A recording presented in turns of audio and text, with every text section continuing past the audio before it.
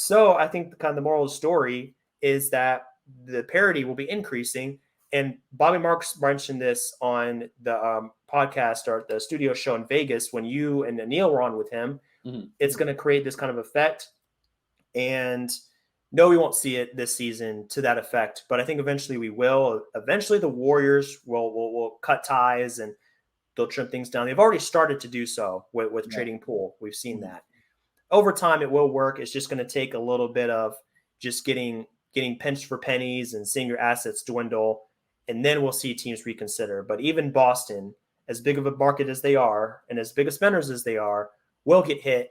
It's just going to take time. It's going to take Brown's $56 million and Tatum's contract for it to take effect, but it will happen. Yeah.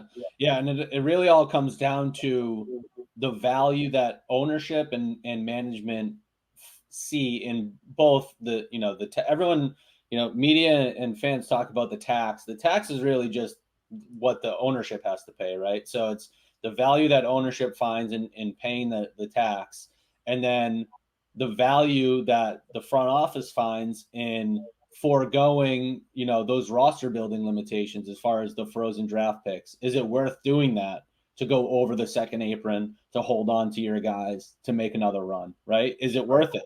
Because you can unfreeze those in 3 years. So, and then it won't drop to the end of the draft.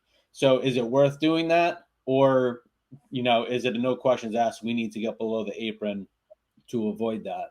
I think every team is going to be different.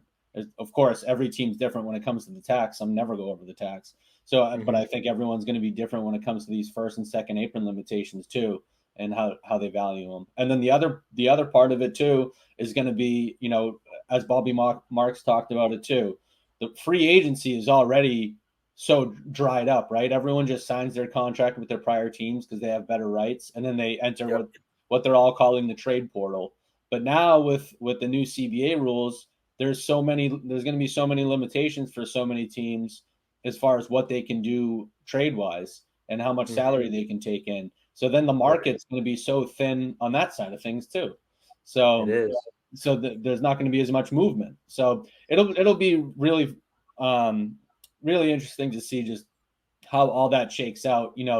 It seems like it hasn't slowed teams down yet as far as paying guys. I just saw a tweet from Bobby Marks saying there was like $4.6 billion in contracts spent this year, or signed this year.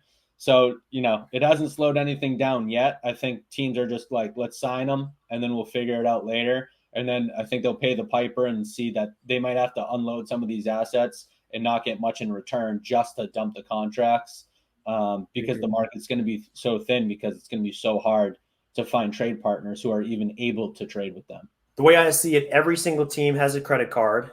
Their limit is pretty high.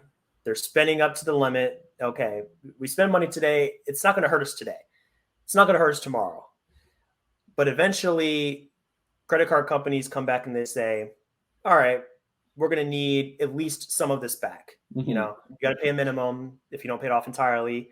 And if you don't, guess what happens? It just accumulates. There's interest. It just gets worse and worse until you're like, okay, something's got to change. So that's just the way I think about it. These teams are spending. They're spending. Right now, it makes sense because, they're making an investment in their short-term future, trying to win this championship. But things are going to change over time. So